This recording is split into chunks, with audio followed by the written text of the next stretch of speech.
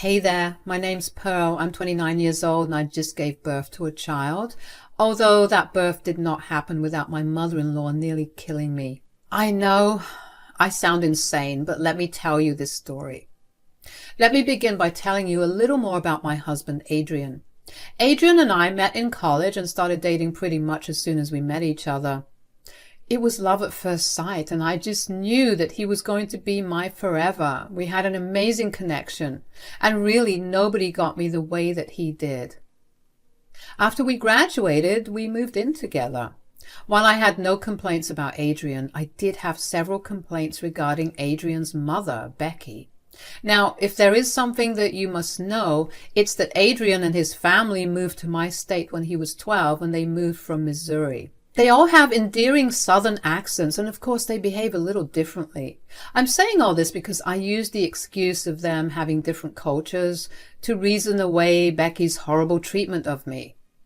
Becky hated me from the get-go. She hated the fact that I had taken her precious son away from her. But even more than that, she hated how the rest of Adrian's family absolutely adored me. I hadn't done anything in particular. I just listened to what they had to say and remembered them so I could ring it up the next time I met them. Apparently, they felt like I cared about them too, which I did, and that boosted my reputation.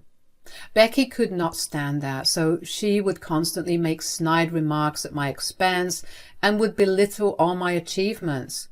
When people started standing up for me, she began to do it in a manner that only I heard. Anyways, Adrian quickly put a stop to that by always being by my side. After about 7 years of dating, Adrian and I decided to tie the knot.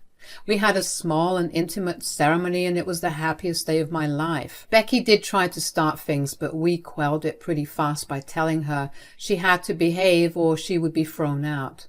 After Adrian and I got married, my bond with his family only grew tighter. Suddenly, whenever Adrian's relatives would fly out, they were staying at our place as opposed to staying at a hotel like they always did. Becky was practically fuming at this. She tried her best to keep sabotaging me, but no one cared or they stood by my side. It got to a point where Adrian's relatives were refusing to interact with Becky without us being there. It turns out that Becky tends to be horrible to not only me, but to her family as well, which was why her relatives would rather spend time with us than her. Anyways, aside from all that, after 3 years of marriage, I began to experience some weird abdominal pains. At first I brushed it off, but they would happen at random times and something told me to get it checked. So I did, and it turned out that I was 4 months pregnant. That was a huge shock because I truly did not look pregnant at all. The weight that I gained, I just attributed it to the holidays. I was genuinely excited to tell Adrian about it when he got back home, so I made up some fancy dinner and brought out a good bottle of wine. "Welcome home, sweetie." "Whoa, what's going on here? What's with the fancy dinner?" "Why don't you sit down first? I have some news to share with you." "Okay, should I be worried?" "Absolutely not. In fact, I think you're going to be really happy." "All right, I'm excited. Spill." "Right, so you know how I've been having really weird pains in my stomach?" "Uh-huh." "Well, I went to the doctor about it today and she ran a few tests on me. Turns out my stomach's completely normal." "Oh? What was it then?" "Turns out that I'm pregnant." "What? Oh my gosh, are you serious?" "The best part is that I'm 4 months along." "What? How is that even possible?" "Turns out that I have what's called a hidden pregnancy, and on top of that, I haven't had any other symptoms. I had relatively short periods, but I didn't think that was abnormal. The pains I was feeling were just kicks." "Oh my gosh, this is big news. I'm so happy." "Me too, and this couldn't be happening at a better time. We're finally doing well financially, and I was going to ask you if we could start trying anyway." "Oh, we're going to have to tell everyone." "About that, I'm worried about the way your mother is going to react." "What do you mean?" You know how much she hates me. She hates that everyone loves me. I'm worried that with the pregnancy announcement, I'm going to get more attention and she'll hate me even more. If you're okay with it, I'll have a strong word with her about her behavior. You don't have to worry about a thing. The only thing you have to do is enjoy being treated like a princess. I would like that talk and the princess treatment. I say we wait until we find the gender of the baby before we have a celebration, though. I love that idea. Now, let's have a little celebration of our own. Eugene and I were over the moon with my pregnancy. We hadn't made any concrete plans, but we did set aside some savings for when we eventually did want to have kids. We waited another month before telling our families about the good news. My family was overjoyed, and so was Adrian's. Well, except, Becky. Surprisingly, she barely reacted except for scowling at us. Eugene and I decided to have a gender reveal party at our house. We planned to have a backyard barbecue party and invited both our families to it. We had it in the traditional cutting the cake method, and we found out that I was having a boy. I was so happy and so ready to start decorating our nursery. The entire party, I was pretty much treated like a queen. Everyone gave me so much attention and kept asking me questions, and I felt like I was on top of the world. At some point, though, I noticed that Becky wasn't around. After a little asking around, I found out that Becky was in the house. So I went into our house to go get Becky to come out. I looked around and then I found her at the top of the stairs. I approached her and asked her what she was doing there. "Becky, what are you doing here? The party's downstairs." "Oh, I'm just trying to find proof." "Proof of what?" "Of your lies." "Excuse me? What lies?" "Oh, come on now. Ain't nobody's believing that you got a baby in there." "Are you trying to tell me that you think my pregnancy is fake?" "Of course. You're too tiny to be 7 months pregnant. There ain't no child in there." "Every woman experiences pregnancy differently. Just because I'm not as big as I'm supposed to be doesn't mean I'm not pregnant." "Don't you dare lie. You just want everyone's attention." "Why would I fake a whole pregnancy just to get attention? And why would I want attention in the first place?" "I know your kind. You're jealous that my son pays me all the attention when I come over, and you want to take that away." "Becky, I think you're projecting some of your feelings onto me, and I really don't appreciate that." "I have no need for attention because I naturally get it. You're trying to steal from me, and I do not appreciate that." "Look, you're stressing me out, and that is not good for the baby. I'm just going to go." "Stop trying to steal the spotlight. No one gives a darn about you." "What are you—" The last thing I remember was her pushing me down the stairs and then feeling excruciating pain. I passed out for a while, and when I finally came to, I was in a hospital bed with a tube running through my hand, and weirdly, I was in pain in my abdomen. I had no idea about what had happened, but thankfully Eugene was sitting right beside me. He was asleep in his chair. I coughed a little, and that woke him up immediately. He looked so shocked and relieved to see me awake. "Pearl, you're awake, thank God." What happened? "You slipped down some stairs." "Are you sure?" "Yeah, I have some really bad news, and I need you to be as calm as you can." "Oh no. How's my baby? Don't tell me something happened to my precious child." "Pearl, sweetie, calm down, please. You just lost a lot of blood, and we're struggling to find a suitable donor." "But what about my baby? I need to know if my baby is okay." "Because of how much blood you were losing, they had to induce your pregnancy, and you gave birth." "But how's the baby?" I can't say." "What do you mean?" "They're doing everything they can to stabilize our child." "Where is he? I need to see him." "He's in the NICU. He's in good hands. You have nothing to worry about. There's nothing more you can do. Don't blame yourself for anything. Once we get a donor for you, we can focus on our child, okay?" "Yeah, but I'm not blaming myself." "Good. I have someone else to blame." "What do you mean?" "I'll let you know But could you please bring your mother down here? Why? Just please don't ask questions. I'm going through enough. Bring her here and tell her everything that happened in front of me. I'll explain everything else after. Okay, but first, let's get you your blood, and then we'll do everything else that you wanted. Yeah, okay. Eugene went to talk to my doctor, and thankfully they had found a donor who was willing to donate immediately for me. The stress of everything made me fall right back asleep after the blood transfusion. I had so many emotions swirling through me, and I didn't know what to make of them. On one hand, I was grateful that my son was still alive, but I also knew that he might grow up with some developmental issues. I didn't have a problem with that, but the fact that Becky would be the reason that my son struggled made me feel hot with anger. I was asleep for a good 3 hours, and when I woke up, I felt much better. Once again, Eugene was next to me and immediately rushed to my side when I woke up.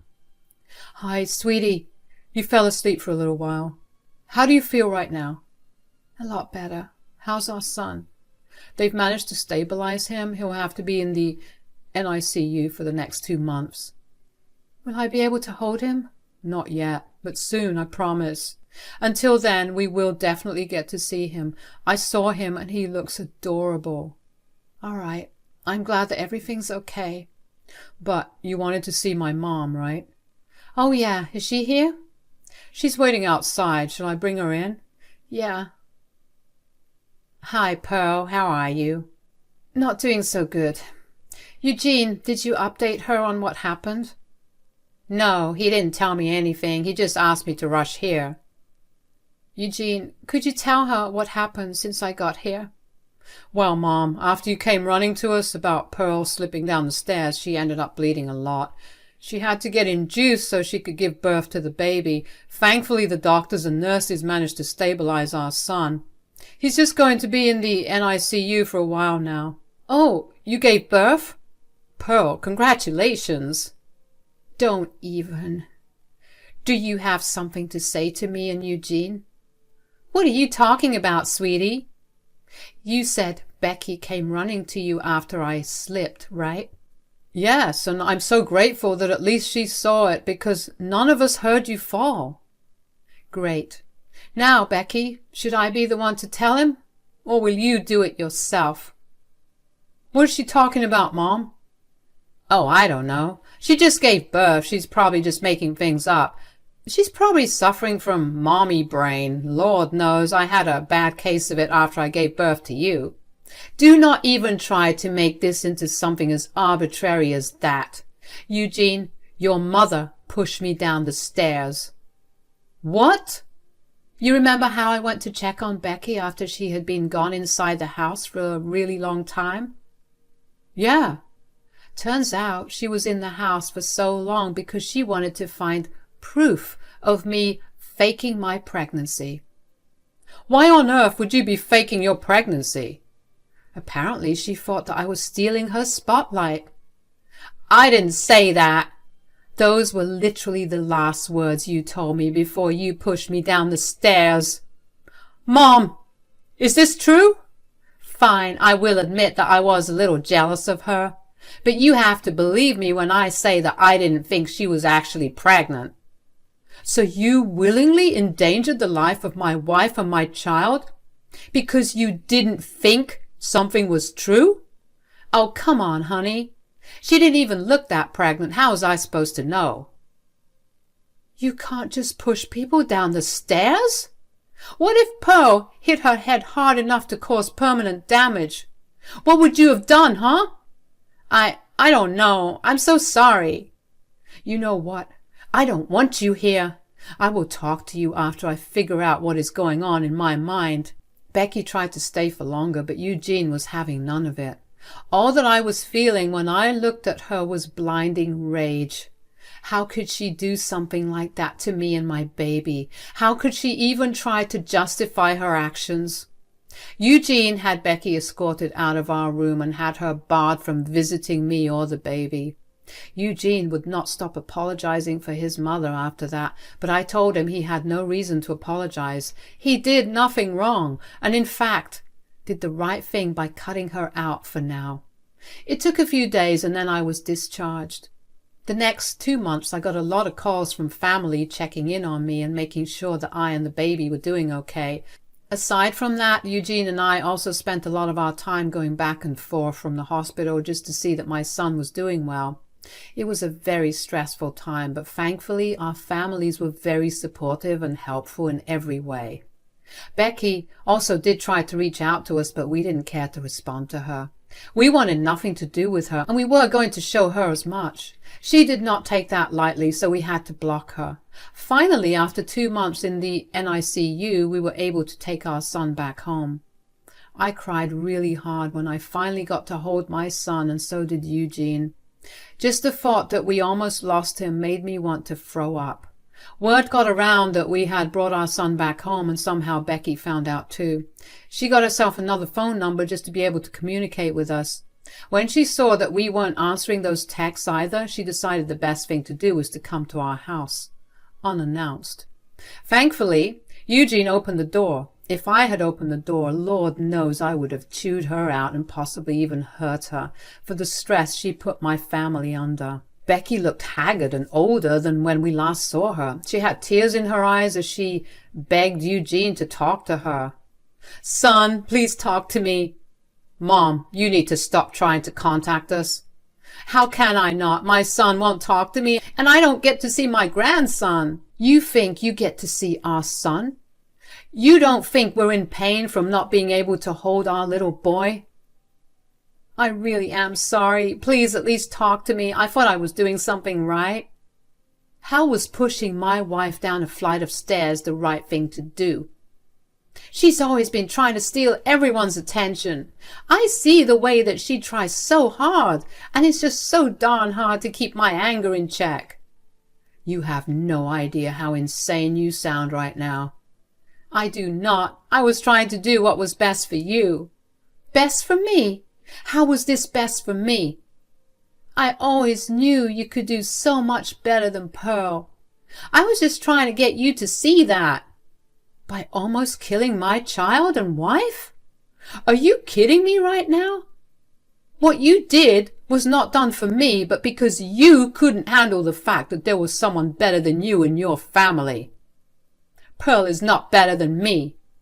"Oh, she is in every way. She cooks better food and has a much better temperament than you. Why do you think more of our family has started coming over to our place for Thanksgiving when we host? Nobody can stand you and your entitlement." "You take that back right this second. That is no way to speak to your mother." "No, I will speak to you the way you deserve to be spoken to. You made our lives a nightmare from the start, and I have been silent about it only because Pearl begged me not to damage my relationship with you." "Okay, I get it. I'm a horrible mother." "You are. You absolutely are. You're lucky that we're not going to the police about you hurting Pearl and our son." "Oh, please. Like as if you have evidence of it. It'll be my word against hers." "Who said we didn't have evidence? Don't try and bluff me right now. Look, Pearl and I are exhausted, and we want this time to be as calm as possible. So for the foreseeable future, I do not want to hear from or see you again. Do you get it?" "You can't do that. I want to see my grandson too." "Oh, you are never seeing your grandson." "What?" "You have no idea how much our son is going to suffer thanks to your jealousy. The least I could do is make sure that he never meets the source of his problem. I will fight for my grandparents' rights." "Go for it. Bye." Eugene was mad that Becky still had the audacity to even show up. If it were me in her place, I would never have shown my face to my family, but hey, everyone's different, I guess. Becky did not give up on trying to contact us. Not only would she call and text us a whole bunch of times, but she would also show up at our doorstep and make a huge ruckus until we opened the door. So Eugene and I did the only sensible thing and got a restraining order against Becky. She once again did not like that, but I was so tired by this point that I really did not care. Thankfully, Eugene and I dealt with Becky just in time for us to take our son home. Let me tell you, Holding him for the first time made me sob and feel so grateful that he was still alive. Eugene and I decided to use the next few months to just bond with our child, so we didn't let anyone come over to see the baby. Thankfully, after everything that happened, everyone was happy to comply. Becky, however, did not stop trying to bother us. One day, we actually received a summons to come to court because Becky was trying to fight for her grandparents' rights. That threw me into a blind rage. I couldn't believe that she was actually trying to claim grandparent rights when she almost killed me and the grandson she so desperately wanted to see. I asked Eugene to grab the evidence and made our way to a lawyer's firm. We hired a good lawyer, showed him the evidence, and told us that we could charge Becky. Even though we didn't want to do it earlier, after dealing with her harassment for months, we decided to press charges against her. The trial that followed was truly something out of a movie. Becky cried and sobbed at first because we were neglecting her and not letting her visit her only grandson. I could tell that the jury was a little sympathetic towards her, but I knew I had the most incriminating piece of evidence for her. When the footage of her pushing me down the stairs played, everyone in the room went silent, and Becky grew pale. After the first hearing, Becky blasted us with calls and texts accusing us of hiding the truth from her. We figured it was in the best interest of the case that we blocked her. After a couple of weeks, Becky was charged with attempted murder of an unborn child and was sentenced to 6 months in jail. All her appeals were denied, and Eugene and I couldn't have been happier. Of course, word got around in Eugene's family as well about what Becky had done, and let's just say that nobody wants anything to do with her anymore. She's going to have a tough time when she's done with her sentence. As for Eugene and I, we're gradually getting used to being first-time parents, and we're loving every second of it. I'm just glad we get to do it stress-free. We were considering moving, but that's a decision to make for a later time. Thank you so much for listening.